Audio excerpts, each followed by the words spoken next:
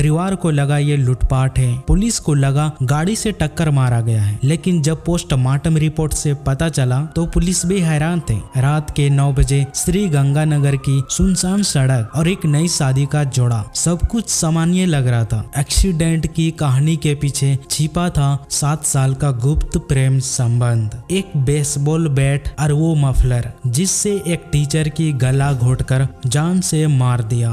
तो नमस्ते दोस्तों, 27 साल का आशीष कुमार एक तेज और पढ़ा लिखा युवक थे। वो गांव के रहने वाले थे और टीचर के फील्ड में अपना भविष्य बना रहे थे। उनकी हत्या से मात्र 3 दिन पहले ही उन्होंने एक टीचर के रूप में ज्वाइन करा था, जो उनकी जुनून और परिवार के प्रति उनकी जिम्मेदारी को साबित करता है। आशीष का घर उनके ट्रॉफी और मेडल से भरा हुआ था, जो उनके डिसिप्लिन और सफल जीवन की ओर ले जाती हैं। दूसरी और 23 साल की अंजलि, जो आशीष की पत्नी होती हैं और इस हत्याकांड का आरोपी है। अंजलि और आशीष का शादी 30 अक्टूबर 2025 को हुआ था। लोगों के नजरों से ये एक सिंपल अरेंज मैरिज थी, लेकिन अंजलि के जीवन में संजय नाम का व्यक्ति पहले से ही गहराई तक समाया हुआ था। संजय, जो एक वेटर का काम करता था, अंजलि के साथ पिछले 7 सालों से प्रेम संबंध में था। 25 साल का संजय अंजलि का प्रेमी था, एक वेटर था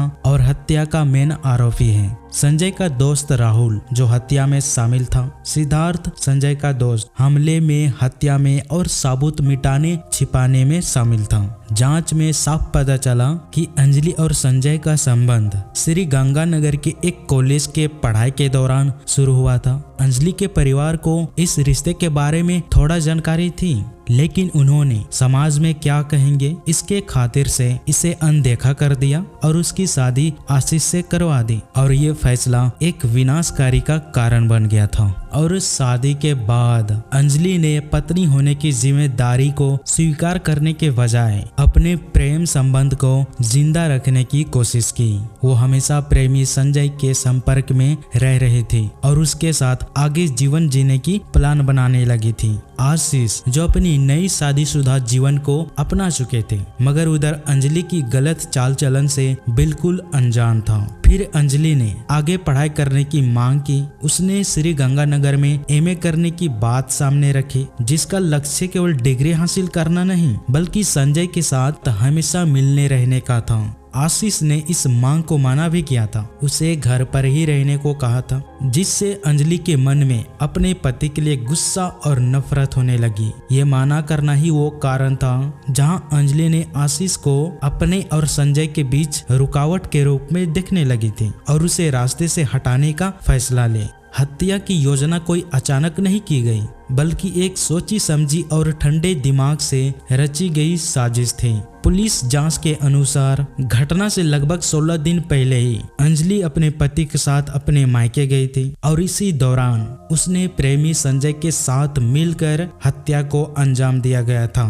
हत्या में संजय का दोस्त रोहित और सिद्धार्थ भी शामिल थे, ताकि हमला को सफल बना सके और उसे एक लूटपाट का रूप दिया जा सके या सड़क दुर्घटना, ताकि पुलिस जांच की दिशा बदल जाए। अंजलि और आशीष का डेली का रूटीन चेक किया गया और पता चला कि वो रात को खाना खाने के बाद टहलने जाते थे और इसी का फायदा चुना गया। 30 जनवरी 2026 रात को अंजलि अपनी प्लान के साथ रात के लगभग 8:30-9 बजे के बीच उसने आशीष को घर से बाहर टहलने चलने को कहा और वो उसे जानबूझकर गांव से 1 किलोमीटर के पास सुनसान रास्ते पर ले गई थी। जब पूरी तरह से सुनसान जगह पर पहुंचे तो झाड़ियों में संजय, रोहित और सिद्धार्थ छिपे हुए थे और अचानक हमला कर दिया। जांच में पाया गया कि आरोपियों ने लाठी और बेसबॉल बैट का यूज किया था।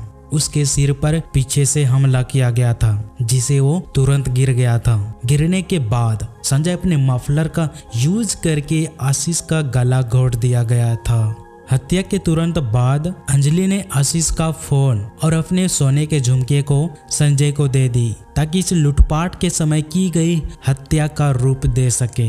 वो खुद भी सड़क किनारे बेहोश होने का नाटक करने लगी, जैसे कि उस पर भी हमला हुआ हो। रात के 8:30 में टहलने निकले थे। 8:45 में सुनसान सड़क पर हमला किया गया। 9 बजे पुलिस को घटना की जानकारी मिली। 9:15 में हॉस्पिटल ले जाया गया था, जहां उसे मृत घोषित कर दिया गया। संजय ने इसे एक्सीडेंट का रूप तो दिया था, मगर पोस्टमार्टम रिपोर्ट में सच्चाई कुछ और ही थी। अगर एक तेज रफ्तार गाड़ी की टक्कर होती तो शरीर पर हड्डी के टूटने के निशान होता या फिर गहरे चोट के निशान होने चाहिए थे। अंजलि के फोन कॉल रिकॉर्ड से यह साबित हुआ कि संजय के साथ लगातार संपर्क में थी।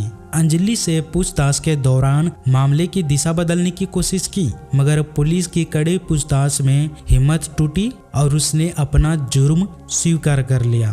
3 फरवरी को पुलिस ने चारों आरोपियों को गिरफ्तार कर लिया जाता है।